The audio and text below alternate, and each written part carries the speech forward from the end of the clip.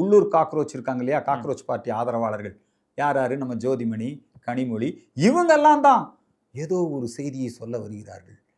இலங்கையில் நடந்த மாதிரி இங்கேயும் நடக்க போகுது. இல்ல அதுதான் இவங்களுடைய ஆசையே. அவங்களுடைய ஆசை தான். ஏன்னா அவங்களுடைய அந்த பேராசை எப்படி இருந்ததுன்னா, எப்படி மோடியை அவமானப்படுத்துறது, எப்படி மோடியை தோக்கடிக்கிறது.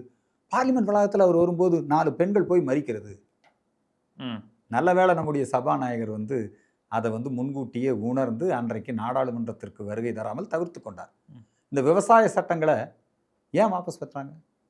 நீங்கள் விவசாய சட்டங்கள் வாபஸ் பெற வேண்டும் என்று போராட்டம் நடத்தியவர்கள் அவங்க என்ன சொல்கிறாங்க, டிராக்டரில் பார்லிமெண்ட் கட்டடத்தை முற்றுகையிடுறாங்க. செங்கோட்டையில் தேசிய கொடியை வெட்டி எறிகிறாங்க. நரேந்திர மோடி ஒன்றும் நக்சலைட் கிடையாது.